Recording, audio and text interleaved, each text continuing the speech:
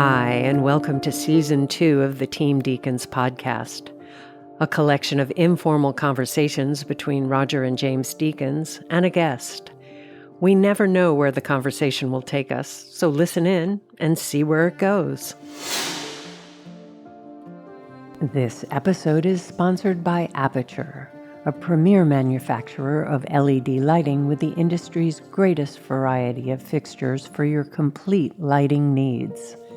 Aperture recently announced the new Storm family of lights. With LED white light quality that matches natural daylight and classic tungsten bulbs, plus extreme low-end dimming while maintaining color quality. Discover more about the new Storm lights and the complete Aperture lighting ecosystem at aperture.com. Today we're speaking with the cinematographer. His credits are many and include Guardians of the Galaxy, The King's Man, and the Banshees of Inisherin. We're pleased to welcome Ben Davis. Ben, thank you for doing this. No, thank you for having me. We'd love to start with our first question, which is, how did you get to where you are today? Your dad's a cinematographer, so was it always sort of planned that you would go that direction, or did you want to be a dog walker before you found this? What's your story? No, I don't think it was planned in that direction. I do, what I remember most distinctly about my father's profession was his absence most of the time because he was away a lot. Working. He was working. Yeah, there was a lot of documentary work he did, so he was away for long periods. And it wasn't an intention. I mean, I was always interested in photography. We had a lab. We used to develop and print our own stuff, my brother and I. And so there was always that interest, but it wasn't, I think when you're young, I was young, I couldn't see beyond what I was doing the next day, let alone what I wanted to do for a career, particularly at that age. Life seems infinite, doesn't it, when you're younger, and then it changes as you get older. But tell me about it. So I think I was quite young when my parents separated. They separated when I was about 13 and my father left. And then I kind of sort of went into a spiral of things not going so well at school and stuff. But I was kind of saved slightly in a way by skateboarding. I became fanatical about skateboarding. And at one point, that was my... I thought that was my chosen career path. I think at that age, when I was 15, I was getting paid to go and skateboard and sponsored, and I thought, and when I was doing that, I was taking a lot of photographs. My brother and I would always photograph it, and we used to borrow a friend of ours. He was Keith Wilkinson. He was called. He had a place. We used to borrow his Eclair and film on 16mm film skateboarding. So we kept that sort of going. But my father was kind of absent, and would reappear. But then at one point, I think after that. Everything, I was working on a building site, I think, and it was all going slightly wrong. And my father was in America and he said, look, come out here, come and stay. And he got me onto a film set. He was making a movie out there. And I think I got on, I was working with the art department, helping the Teamsters. And I think it hit me straight away. As soon as I walked onto a film set, in the first couple of days, it felt like there was a structure to it. I quite liked that. I think for me, because my life had no structure, the structure of a film set and the way there's sort of I guess it's almost like working on a boat or something like that. There's an order to things, isn't there? There's a hierarchy and there's a play and you understand where you are. And I think I needed structure in my life, and the film set, I found that.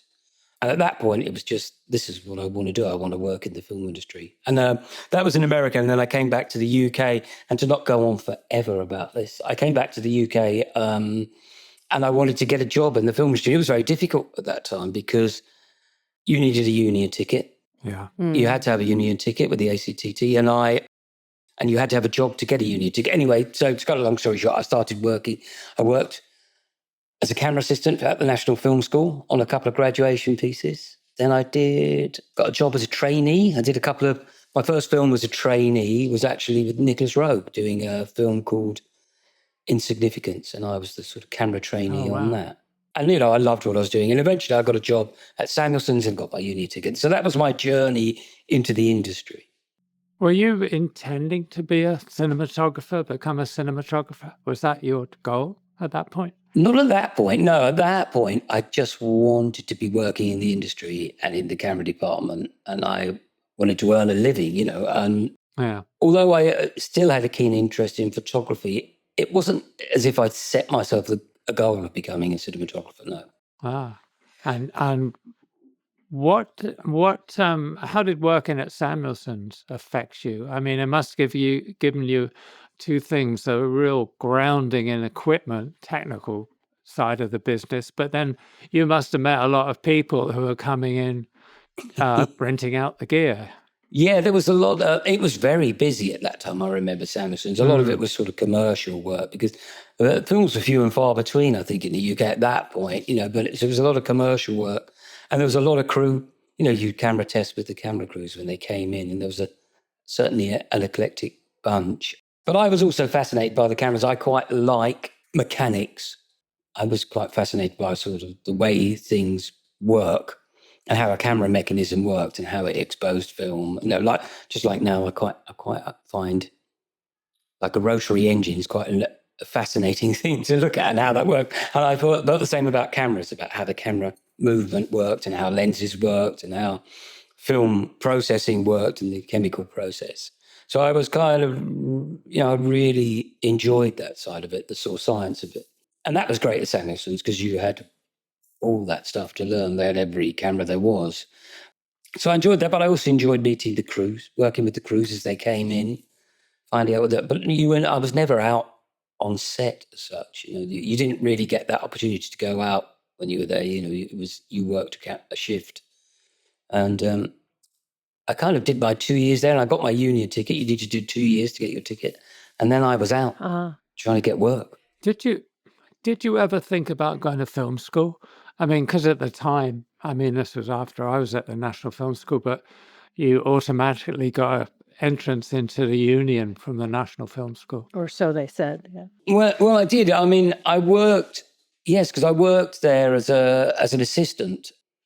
Before I was working, it was one of the first things I did when I got back from the States was I worked on, I think I did 2 or 3 graduation films. I think Dennis Crossan was the cameraman on one, and I really enjoyed that, and I loved the structure. But I needed to get out, and I'd left home. I was living in a squat at the time, and I needed to earn a living. I needed to. So there wasn't really that option for me, to be honest. Right. I didn't. Also, to get into the film school at that point, I needed to have a sort of a body of work that I could show that would qualify me for entrance, and I didn't have that. So I was coming at it from a very low point. So it was I just wanted to get out and earn some money. It was pretty desperate for us back then at home. My mum, I was living in a squat, like I said, and I was trying to just survive. So then when you did start working, did you start like as a loader and work your way up, or did you come in as a focus puller? No, I started as a clapper loader. I think my first job was actually with my dad. We went out, and quite a few other people went out to shoot the official film of the 1986 World Cup in Mexico. And that was my first experience, which is a pretty good one, actually, because I not bad, not a bad first job. And I was assisting, we shot it all on 16mm, and I was assisting my father, which was a lovely thing I did. It was lovely to work with him. Those memories I'll always hold very dearly. And there was a lot of, I'm trying to think of there were sort of 6 DPs, 6 assistants, some of who I'm still friends with now, and who are now DPs. We had the same sort of path. Yeah, it was a lot of fun. I do remember that. It was a lot of fun. There was also, I think, the DPs, and there was some, this would be familiar to some people, sort of Arthur Worcester and Michael Samelson and Tony Coggett. There was a whole group of, and they're all characters, to say the least. So it was a lot of fun. And it was a really good way in. And I think there's really something to be said for working your way up. I mean, some people come in on different levels, but working your way up, you really know the department really well, and you know the function of everyone. So when you do become a DP, you know what everyone's responsibility is. Yeah, I think it's really good to be understanding of I worked as a focus puller for a while, but I wasn't a great focus puller. The writing was on the wall there. You're not going to be doing that for any. I just, I did a couple of movies and I did a lot of commercials effects, but I wasn't good. I watch the focus pullers who I work with now, and they're so. I find them remarkable. The technicality, the stress of that job, and the particularly, it's very different now. It was difficult then because obviously we didn't have the technical resources they have now with cine tapes and monitors. But I think it's perhaps even slightly trickier now because there's not that sort of precision isn't quite there the way we make films anymore. Where I did sort of testing and did films, commercials with some of the very sort of, I don't want to say old school because that seems disparaging, but but they were focus was the time where, everything would have a mark, the track would be marked, every single foot, the tape measure would be out. Some DPs I work with, they'd have a separate sort of video camera at 90 degrees to the actor, and that would be marked up, and it was difficult. Yeah. I suppose one of the advantages today, though, is you got playback. So when the director asks, or the cinematographer, operator, whatever, asks you if it's sharp, then you can always take a look at it and check if it is or not. But back when it was film and no assist, it was like that responsibility, not only the focus puller, but the operator. I think it was a different kind of way of working, wasn't it? Well, and also I think in the past too, you could get another rehearsal for the focus puller once they've set all the blocking and the actors know what they want to do. But nowadays, if you ask that, it's like, no, we know what we're doing. And there's not that consideration for the we'll focus just go puller. for it. If it's out of focus, we'll do it again, but then they don't. Anyway. I think probably then you don't, and then you shoot the rehearsal. There is no rehearsal most of the time. Most of the time, that's the case. There's not a rehearsal, and you're straight into it. And that's why I admire the focus pullers now, because I think it's far more instinctive now.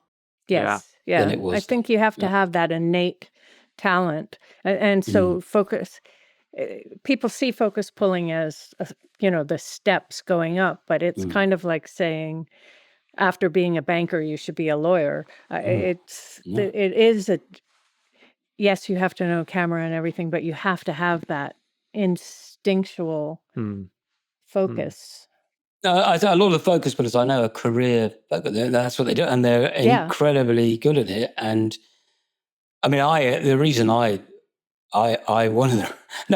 did obviously want to become a cinematographer, but one of the reasons I moved out was because I was such a lousy focus puller, so it wasn't going to be a long career or a particularly successful one. But then also when I was working as a focus puller, it was when towards the end, the later days of myself, when I was a clapper loader and then a focus, and then as I was a focus puller, I was photographing a lot of things. I would, whenever there was an opportunity to film something, I would film it. I was filming short films, promos, whatever I could.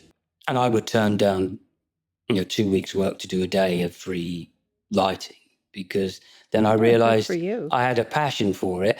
And I actually realized the interesting thing was when I started lighting, I thought, actually, I wouldn't say I found it easy, but I enjoyed it. And I thought, I can do this. I'm actually not bad at this. Yeah, I may have been a lousy focus, but I know what I like. I think I know how to do this. So it was a different, it was a bit of a relief, really. Yeah. Do you think you learned to light that way by yourself? How did you learn to light? I find it, it's a big question, really, because do you watch other people, but then it just becomes... That's always your question. You want to know how people learn to light, and can you learn? Especially when somebody has a different way, a different sensibility, as you and I do. Our work is different. It's kind of interesting. How did you learn? Was it just practice or? I think I worked with yourself at one point, and you know, with But you wouldn't have been watching me, I hope. No, no, I did watch, and with Dick, and God bless him, and many other. I worked with some very, with Billy Williams. I did film as a loader. I did films with Billy Williams and Dougie Slocum, and I watched, but I don't think I was paying a great deal of attention. I mean, obviously, I was aware of what was going on. Particularly, I think when I worked with Billy, and Billy was the first DP I remember seeing who. He bounced everything. Everything was soft light, and I hadn't seen a lot. And I remember working first with Billy and seeing the way he was doing that. And obviously back then you needed a lot of light. This was when I was a clapper loader because, he was working with 100 ASA stock and he was bouncing everything and with tungsten light. And there was a lot of poly and a lot of lights, and it was very hot on the set, but it was fascinating to watch what he was trying to do. But I think in the end, I just shot a lot and I learnt a lot. I look at it, the interesting thing is, I don't know whether you feel this, but I look back at some of the work I did, like short films I did when I was very naive. And I look at it and I think, well, that's actually quite good. But sometimes the stuff you do when you don't quite know what you're doing and you're not afraid of what you're doing, is interesting. But then there was DPs I worked with. I do remember working with DPs later on in commercials who would come along and do something, and I would be the folks who I'd be watching. They do something. I think, well, what are they doing there? I don't understand what they're doing. And it was a really important lesson for me early on in my career. Actually, was to work with someone and they lit something in a certain way. I won't go to names who it was. This DP who came along, and he'd come straight from art school, from the London School of Printing or something, and he lit this commercial with a director I'd worked with a lot, and he listened, and I thought, I don't understand what he's doing. And then we went to Rush's the next day, and I looked at it, and it was absolutely stunning. and I thought, well, the lesson for me then, and I think it's a really important one to carry, is that we tend to fall into a cycle of doing things the way that we know how, a comfort zone, as a DP you fall into, where you want to shoot this is the way I do this. And actually, then someone comes along and forces you into doing something. Always be welcome to always be open to a different way of doing something. I think that's really important. I think it's particularly good, too, if you're working on a movie that is on the lower budget range and so doesn't have the things that would make it really easy to light it that way, to be able to say, all right, well, how can I get that same effect in a completely different way? And then do it, and you take away from that. I think it's so interesting for your career. Maybe we're getting ahead of ourselves a bit, but your career going between the very large kind of Marvel movies or whatever, and a layer cake or Banshees, Banshees of Inisherin. I mean, that the sort of difference in scale, and then surely the difference in the process must be quite striking.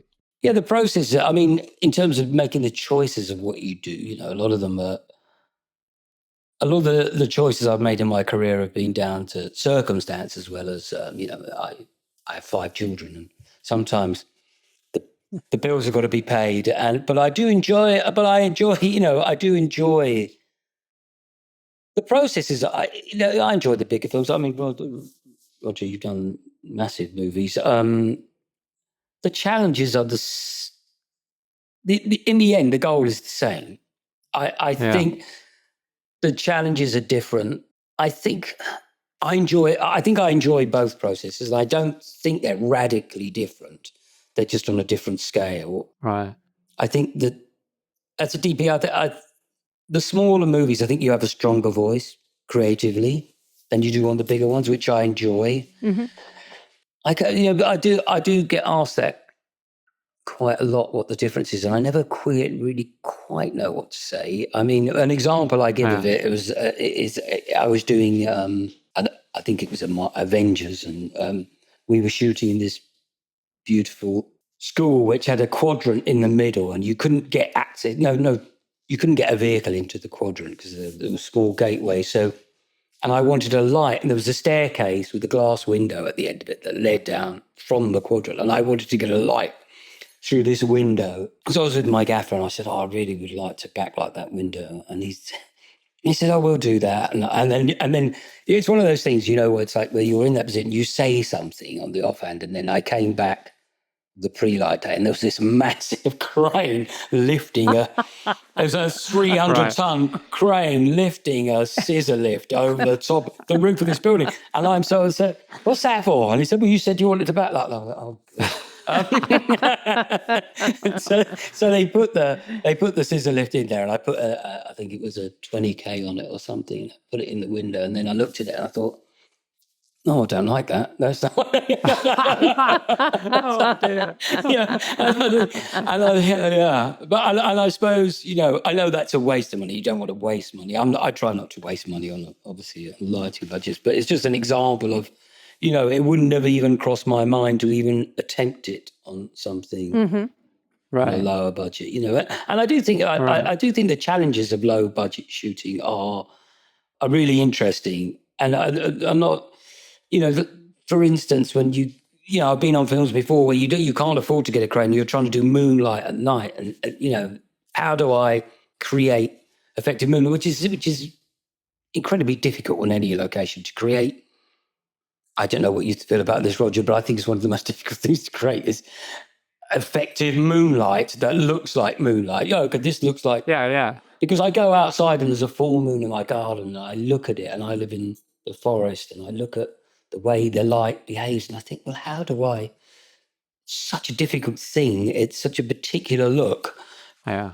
But then you get into situations on a low budget movie where you can't get a crane, so you've got to put lamps on the ground, and you go, how am I going to make this work? And I think they can be really interesting.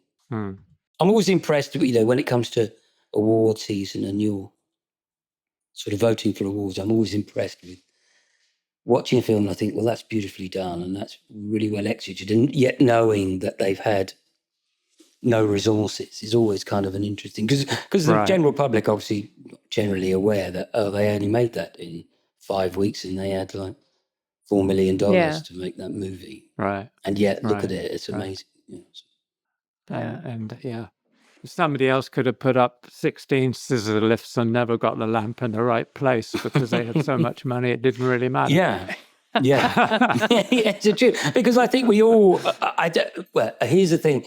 I remember a friend of mine was talking to Billy Williams, and he was saying that Billy Williams was in an interview and said, "What, if you were going to do it all again, what would you do slightly differently?" He said, "I would have used less lights." But I think we all. I mean, I think sometimes we all tend to put up too many lights, and then you end up switching. Yeah, there's wonderful thing James Wong Howe said very well to the end of his career. He says, my goal is to light is strip down the number of lights I use. I've just done a set and I've used 10 lights, where in the past I might have used 60. But I want a few more years so I can get down to 1. I thought I think maybe we're all trying to do that in some ways, sort of kind of cut to what really is important, Yeah, I think so. I think an exercise whenever I like to do whenever I've lit a set is to just go through it. Okay, well, it's easier now when if you've got someone with you with a dimmer board, you say, right, let's just go around the lights and switch them. Let me see what that light's doing. Let me see what that light's doing, because and just switch them off one by one until you kind of because usually I find there's one lamp there, and I think, well, I'm not sure if that's serving any purpose at all, and let's get rid of it. I think one thing that you notice is when you're tired, you tend to overlay light. Yeah. So if you're tired, I think that's a true thing. Yeah. I mean, it's stress and tiredness. On a film, you feel pressured, and especially when you're shooting film emulsion. Yes, I would always overlight late in the day. It's frustrating. Yeah, no, I don't know. I think all DPs would tend to do that. I think so, because there's with film, and there's sort of the stresses of film. Because it's different. That's what I find interesting about now with film, where it was before when I used to shoot film a lot. It was always about I'm talking before DI and before digital projection, etc. It was all about getting a thick negative. It was all about getting a printer light, getting your printer lights up in the mid to high 30s if you could, sort of getting them there. But I think the whole way of exposing things has sort of kind of changed. There's a lot of people I know who are like shooting film and then underexposing it and then pulling it all back up later to pull the grain out. And it's just, I mean, I haven't shot film for a while, so I don't know if I'd go to that extreme. I would. I think also that people coming up now that only know digital don't know exposure as well, because in film you didn't have that kind of latitude, and if you weren't right, it would show right away. In digital, it doesn't show right away unless you're trying to do something in visual effects. So down the road, it will show. So far better to get it right to begin with. But I've seen so many examples in post houses of people that just aren't right on the exposure and don't even realize it. Or in one case, when I was involved in it, I was trying to be kind and said, your exposure's not quite right. He goes, yeah, but it looks okay, right? But it was all going into visual effects. He said, so it's not a problem. Yeah. Yeah. Is that been for you, you think, the biggest change in your career, moving from film to digital? What else has sort of changed? Has your way of lighting changed very much? I think so, yeah. I think that, yes. I think the way I light has changed. I've learned, I don't think you stop learning at all. I don't know if maybe, I mean, I love the digital format. I have no problems with shooting digital whatsoever. I like the fact that with digital, I always felt that when you were shooting film, the best results, I remember shooting things on cross-process and bleach bypassing. I always felt with film, some of the best result, or underexposing or pre-flashing. Always when you shot with film, when you pushed it to its limits of where you exposed it as well, where am I going to put, where do I want black to be and where do I want to lose information at either end of its latitude. I always felt when you were pushing up against those borders that you were getting the best results, from film, when you weren't being safe with it, when you were taking the risks. And what I do like about digital is that those risks are there. You could push up against those boundaries much harder because the risks aren't there. Does that makes any sense? I don't know if that makes any sense. Yeah. You don't have sleepless nights wondering if the lab's going to call you in the morning and say, "What the hell did you do?" Yeah, because I think you can really push into that, and you could say, right, I just want to be able to see that. I almost want that to be black, but I do enjoy that. And I've been doing a lot of stuff recently. We're going to, I'm just doing some tests on it here now, of going to negative after the first DI pass, then go to negative and back into the DI. And I really, there are some things that I miss about film. It's like the way hard edges and highlights are digital. And it really, I'm really liking the way that affects that. How much time does it add to the post process to do that? Well, not very long. I mean, so the last time I did it on BANSHEES, we did a 2 week sort of DI. And then we went out to a negative, and then which took about 3 days, and then it came back into the DI, and it took 2 days. 2 days more grading afterwards, just to do any sort of trims or bits and pieces where we didn't like what it had done. But it was so it didn't add a lot, and it wasn't particularly expensive. So I think it's very doable, and I think a lot of the labs are I know Photochem and CineLab over here have been doing quite a bit of work with that sort of process. I think it's really interesting. That's interesting. I'm trying at the moment. I'm sort of doing tests with sort of going out to Ektachrome and back again. I'm not sure whether it's going to work. Yeah, no. The look is really interesting. So, what would be the difference in that going out to Ektachrome than going out to negative? Well, you get it's higher contrast. You get a very deep black, and it also saturates the primaries more. So it's got a nice. It's quite grainy. It's got a very. How can I give an example? 70s sort of William Eggleston kind of feel to it. It's rather lovely. Yeah, I don't know whether it's right at the moment, but and I think it needs a little bit more work about how you deliver what's going to Ektachrome. how much grading you do before it goes there. You know, what you don't want to do is go really contrasty and go sort of, and then go into a thing that's really cool. So yeah, we're just trying to find out the best way to do it at the moment. You were talking about the difference between, you know, a lower budget film like working with Martin McDonagh or doing a Captain Marvel or a larger film. And you say one is a little bit more personal for you. I mean, how do you work, say, on Banshees? Were you operating on that film? Do you ever operate? Because you started off operating, didn't you? Yeah, on the bigger films, the Marvels, I won't operate because there's usually multiple cameras and I'm trying to sort of keep control of those. On Banshees, I operated the B cam. I would operate usually when I shoot, like with Martin, for example, it's a 2-camera shoot. And I think most shots will have 2 cameras. Not always. Actually, that's not true. I'd say 60% of the shots are 2 cameras. And I will operate the B camera whenever I can, because I do love to be behind the camera. Still, I don't enjoy it as much digitally as I did when it was film. I think the problem was when it was film, I used to light through the eyepiece. So I wanted to operate because that's how I would set my lighting, through a ground glass, you know. But I do. I mean, the truth is, for me, is that my operator, or the operators that I use, there's a couple of operators, they're better at it than I am.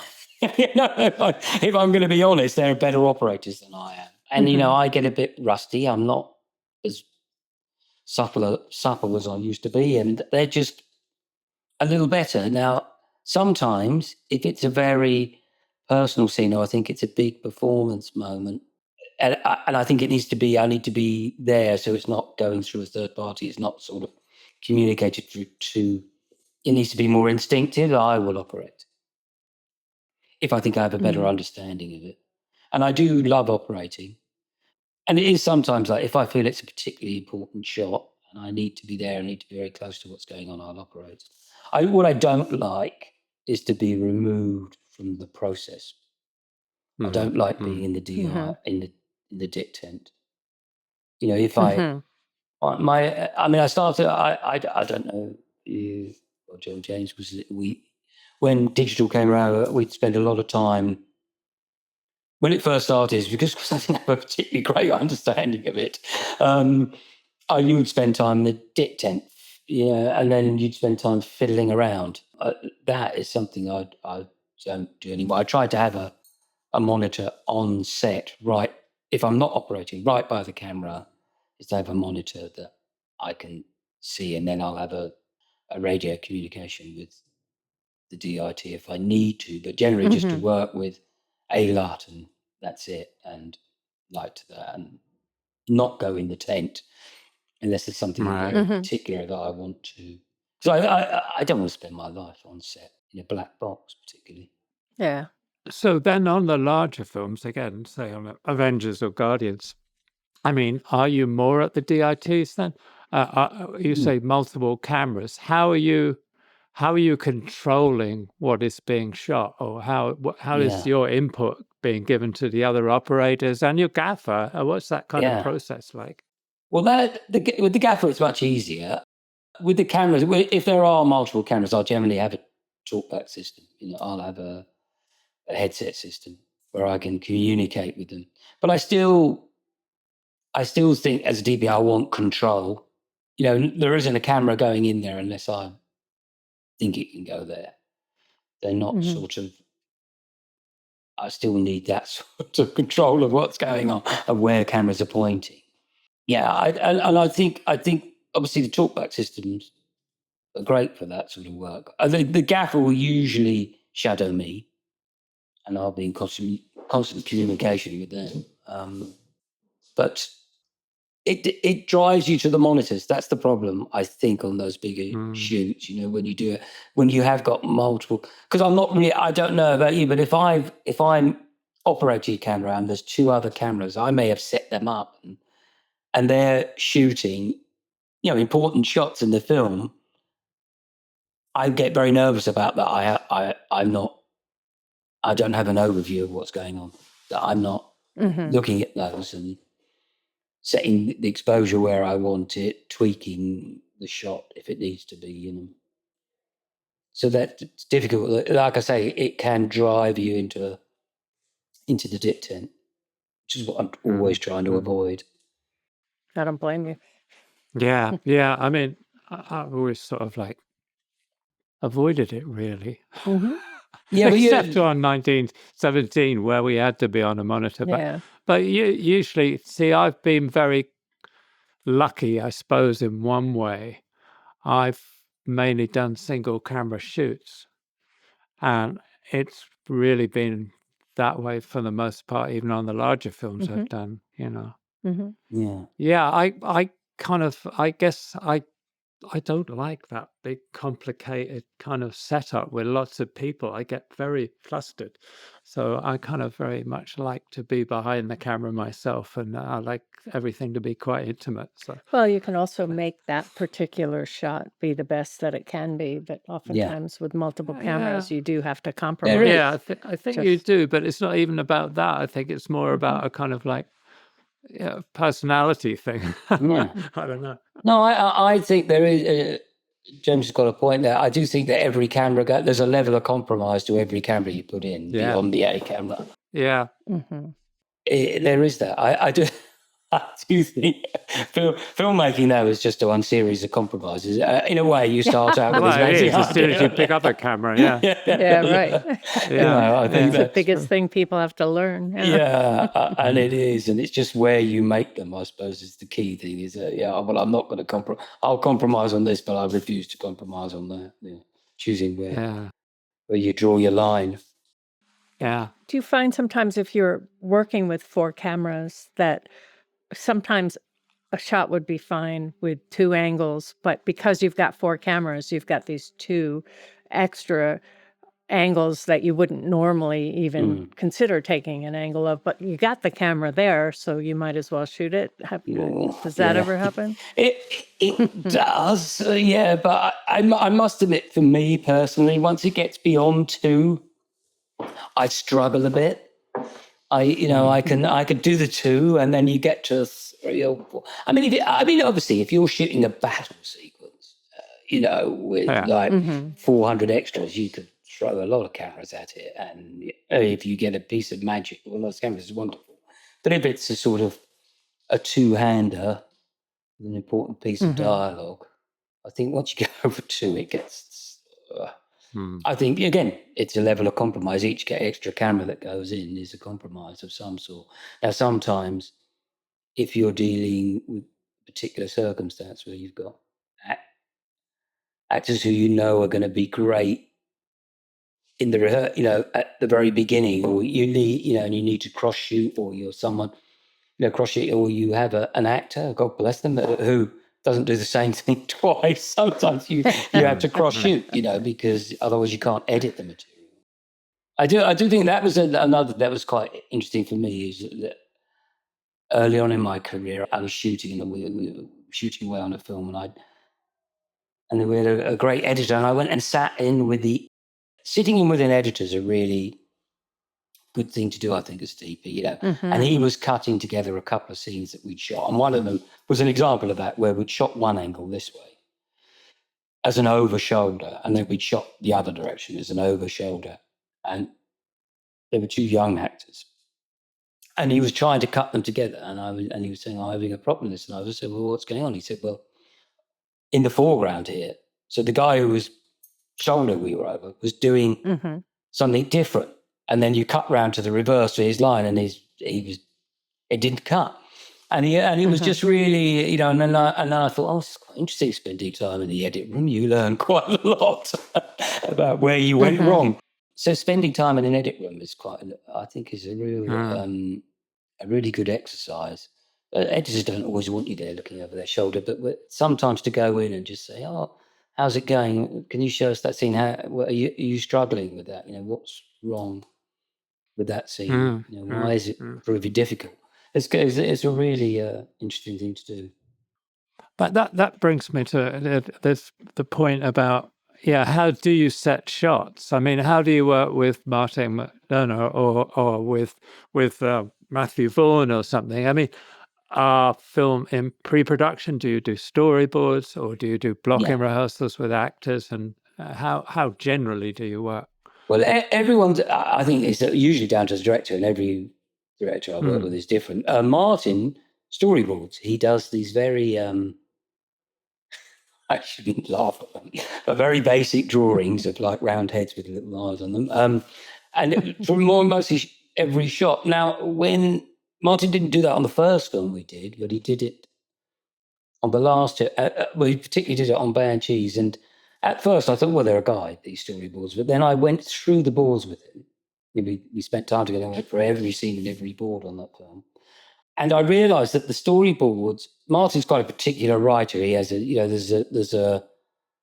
there's something about the way that Martin writes. There's like a sort of Beckett-esque kind of thing, And then I realised that the storyboards were actually, some of the shots I think, well, what is that shot? What are you doing there? And I realised that the storyboards were as unique as his writing, and they were shots that I would never normally have thought of doing, but they were rather wonderful and funny and kind of, oh, you want to shoot from there?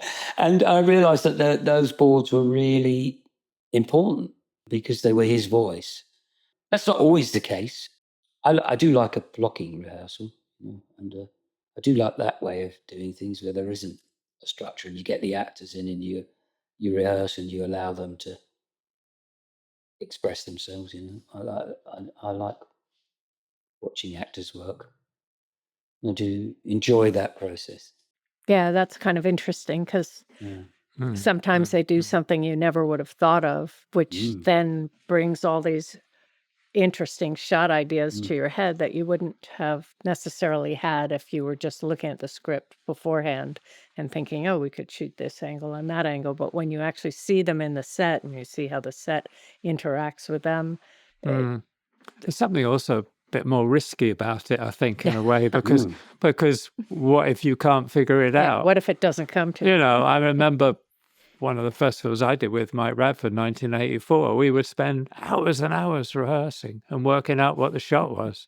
It was just a wonderful process. But I've also enjoyed storyboarding as long as I have some sort of input in that rather than just be given a set of boards and walk on set, Yeah, but the way films are scheduled nowadays, you cannot have hours and hours of rehearsal in a day. I don't think we could do that today, no. You've got to get your page count in.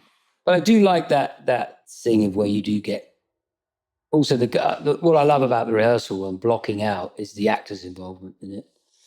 That it's those, there is something wonderful about that process. Okay, let's work this out. So, I mean, I find it best it works if the director goes in, he's got a general idea of what he feels it should be. And he gives them he gives the actor like a sketch. So I think you come in and you're kind of I think you're over here somewhere and they're thinking, and I think at one point you come together or whatever, a very loose idea, and then you just give it to the actors and you do it a few times and then they relax it. There's something lovely about it. I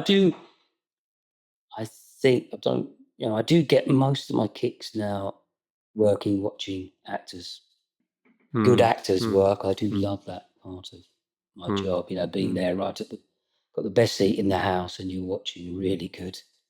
I do love that. Do you ever get unstuck because you have a blocking rehearsal on a set that the actors are on for the first time, but you might have pre-lit it with something in mind? Yeah, sure. Yes.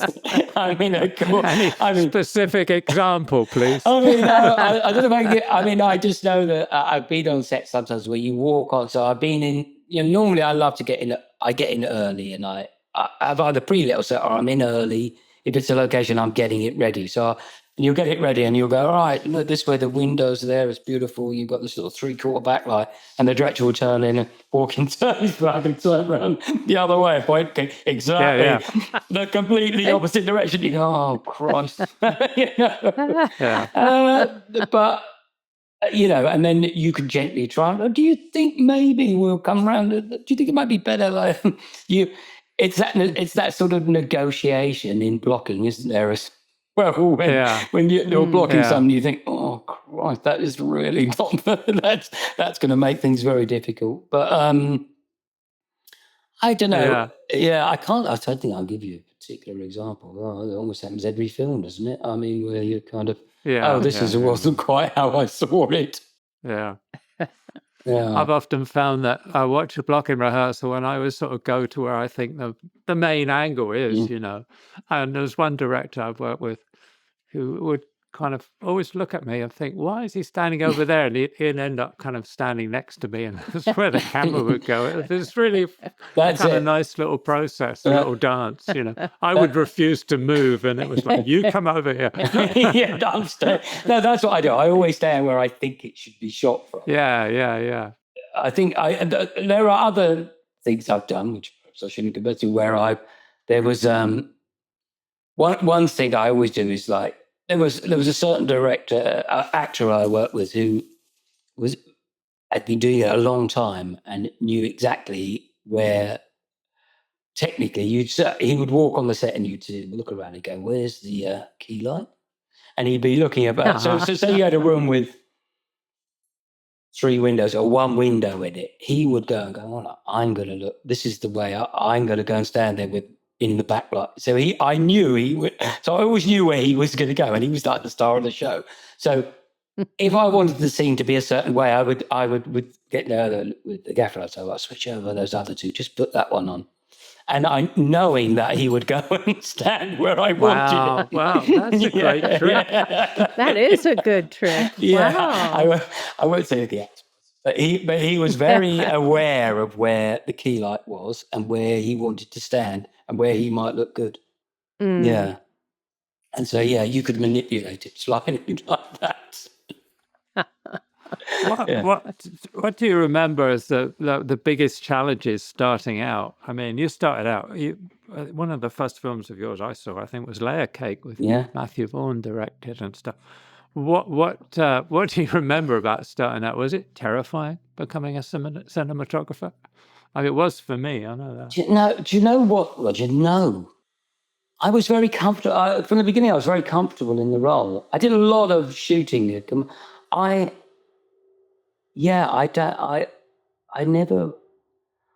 to remember a time where I was, obviously the first day of the film, you're always a bit on eggshells and nervous, but I don't think I was. I was sort of, in a way, ignorantly confident, blissfully ignorant is what I would say about what could go wrong.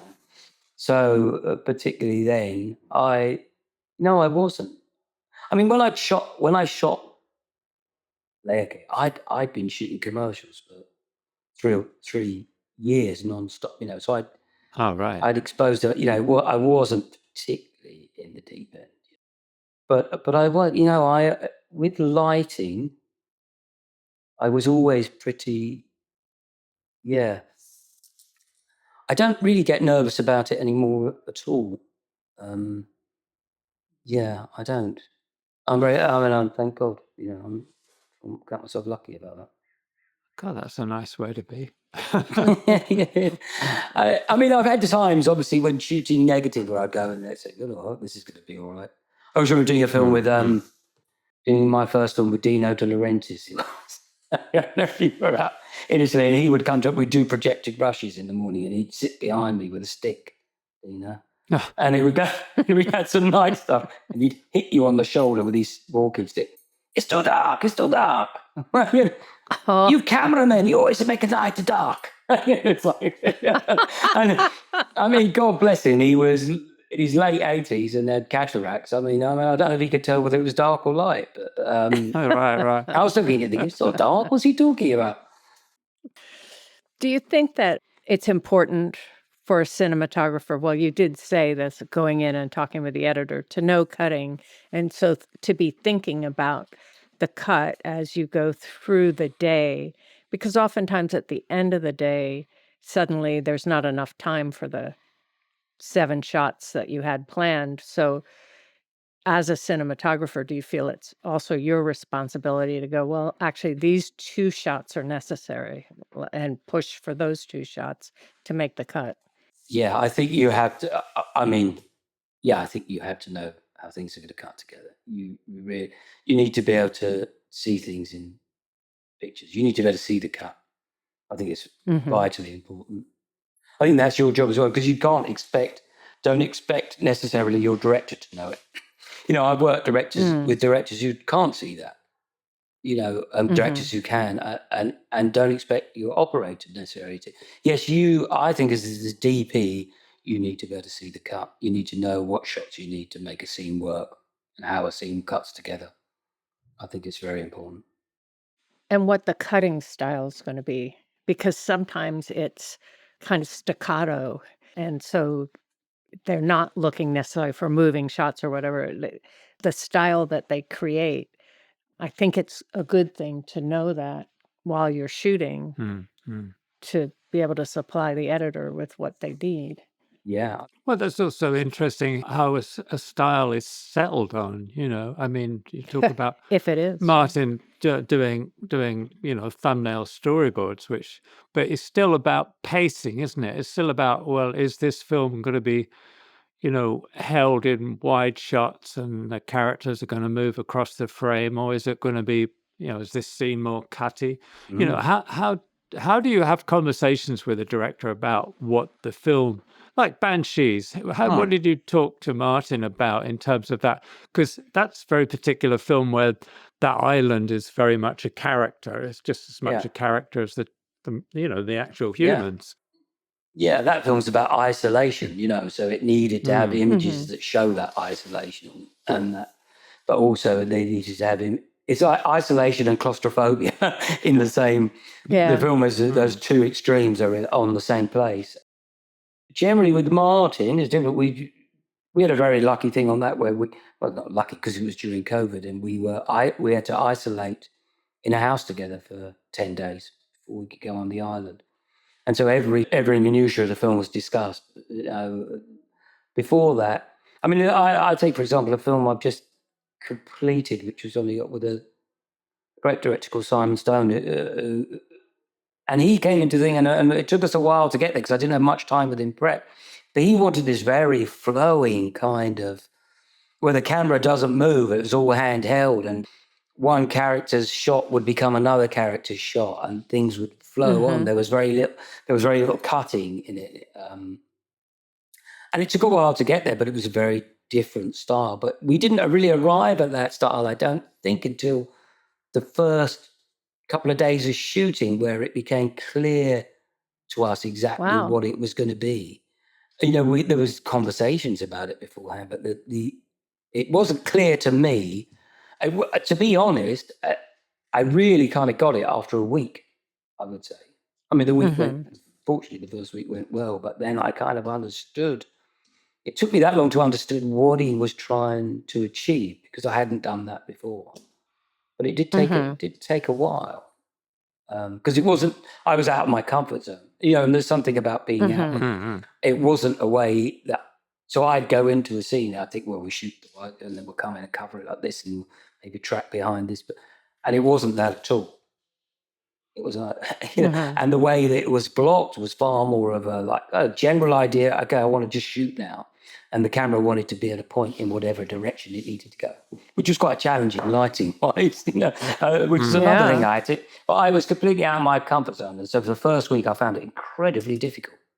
But then, because we were shooting on a boat, we wanted to at sea, and we wanted to point in every direction at night, and there was nowhere to fix anything, So it was just a different exercise with me. People walking around with lights, and it took a week, and I found it very difficult for the first week. But then once I understood it, the challenge of it became enjoyable. I suddenly thought, oh, well, I wasn't in my comfort zone. I had to really, really think about every single moment and how I was going to execute it. And I really enjoyed that. It must have also affected the blocking, because if they were in the wrong place, you can't join the two shots. No, exactly. I mean, the two conversations. Yeah, but then there was the idea that you just adapt the shot. So, so when you're doing that, you've got boom swingers diving out of shot, people scrambling around to get out of the shot. It was, I've done a couple of films like that have worked like that now, where they're very, they're very organic and handheld, and it'd be, okay, we're pointing this way, and then suddenly you're pointing that way. And they are particularly challenging. I was going to ask about, Roger, because we're talking about digital, because I was thinking about how in a situation like that, I'd have everything back to a little dimmer board, and I'd be cross-fading lights, trying to make it all work. As the camera pan, I'd be taking one light down, bringing that, and iris pulling. That's one thing I love about digital, is the fact that the control of the iris on the camera and what you could do with that. Because it was always very difficult with film, because it was guesswork, because you had no real video. So you do an iris pull. Say someone walked into a room from outside and there was a 3-stop or 2-stop pull. It was so hard to execute those convincingly on film. But I do love that in digital now. I'm always riding iris, which I think is a lovely thing to be able to do, because you could see it. Right. And also you're saying about also the lighting as well. You can ride the lighting, because when you were using tungsten, the color would change if you wanted to shift the density, the brightness of a lamp. But now with LEDs, you've got so much control over the intensity of the light as the camera moves around a set. Yeah, I did go wrong with that early on with tungsten lights, when sort of the iPad dimming idea, when everything went back to one control on a big set we were shooting on. I think it was on Stardust, and I had a lot of lamps up in the reds and stuff, and I had control of all of them, and then I realised afterwards that the colour temp, when I got to grade it at the end, the colour temperature was a bit all over the place, because you obviously think, you could say, oh, we could put a scrim in that lamp, but let's just dim it down. And then, and also your eyes because how the human eye adjusts, I would be getting warmer and warmer, but my eyes would be neutralizing it. Right. So, and then I get to see the print, I go, well, it's a bit warm, that, and you've got to get your cut. I guess then I should have had my color temperature meter out of it more than, Yeah. You don't see them very often now, color temperature meters. I know some DPs don't even have a regular meter, but there you go. I'll ask you that, Roger. Do you still, when you're shooting digital, do you use a meter still? Do you use your instant meter? You do? Occasionally. Yeah, very much. I maybe don't use it quite as much, and obviously I refer to the monitor, the DIT's monitor, but I never, that was the thing for me, changing from film to digital. I didn't change the way I worked at all. The first time, what was it, the first time we shot digital, I hardly looked at the DIT's monitor, really. I mean, I'm not somebody that tweaks on set, I was just going for the exposure like I would be shooting film. But was that brother with all that? Was that... film. That was film. That was film, was it? It was film. What was your first digital? In Time. And then In Time was a film I did before Skyfall. So Skyfall, in a way, was the first big film I did digitally, And again, there it was, most of the time it was just reassuring myself that I wasn't shooting, off the scale, Yeah. But one of the things that we really like, because we make sure that there are a couple of P3 monitors on the set, calibrated, absolutely calibrated. What we like is you can show the director, this is what I'm thinking of, because to one director, dark means one thing. To another director, it means quite a different thing. There's the story of telling a director in film or once that these people are going to be in silhouette. Is this okay? Yeah. And then going to dailies and the director saying, it was a long dialogue scene. It was just you can't see their faces. Full shot in silhouette talking. I said, well, let's just do it in silhouette in the doorway.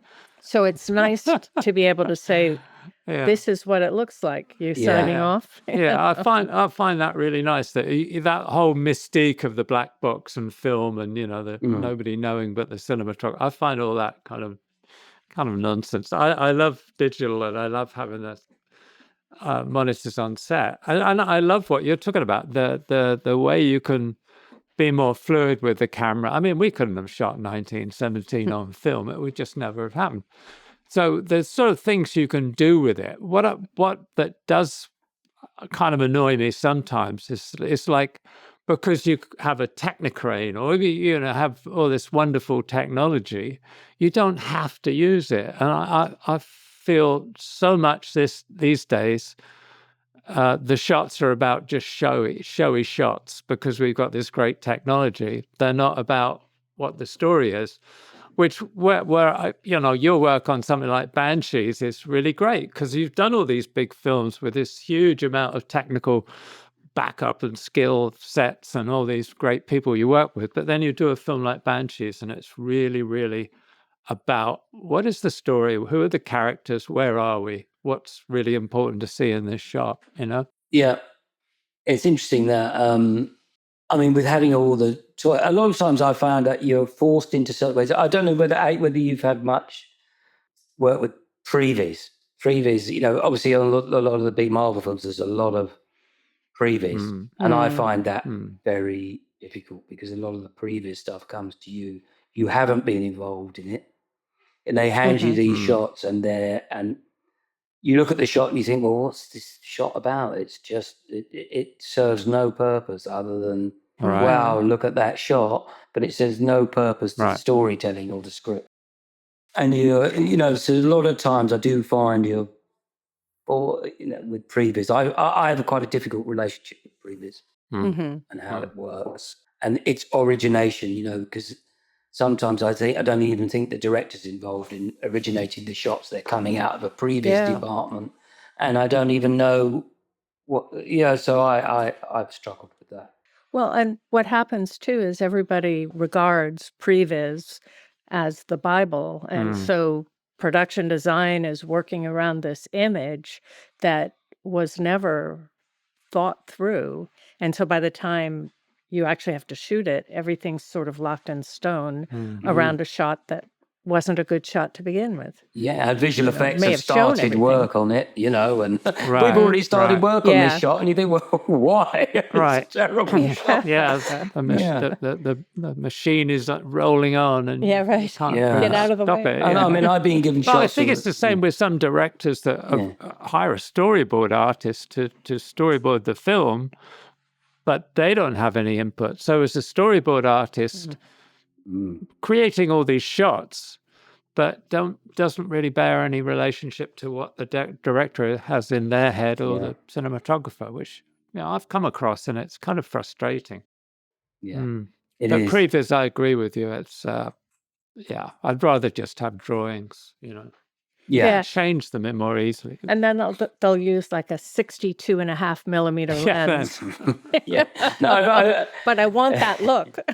I've had Previs where you go and say, well, can you give me the tech viz on that shot you just done? I said, well, at the moment, the camera's going out of the studio wall by 15 feet, And you think, I'm not sure we can do that unless we're going to dig it, unless we're going to knock down the studio wall. We can't do that shot, So, yeah. Where do you see that going? Actually, I didn't have in our notes here about asking you about, the way films are going and the use of AI in filmmaking. I mean, Previs is one thing, but how do you see all that going? I mean, it seems like we've done a lot of work in animation over the years, and it seems like the disciplines are really kind of coming together.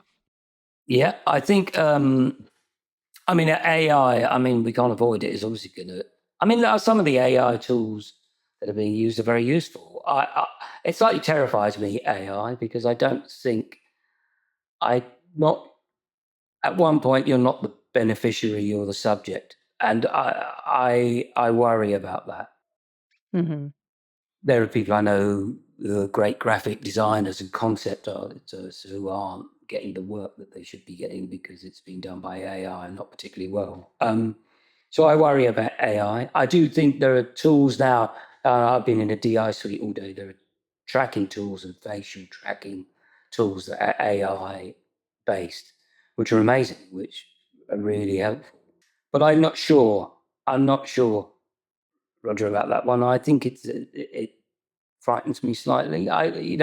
If they become tools for us to use, but if they start, if you start originating content or scripts on AI, then I'm slightly worried for us all, really, for society in general. But also, just in a straight technical sense, you could flat light a set, and then you could light it in a computer any way you want.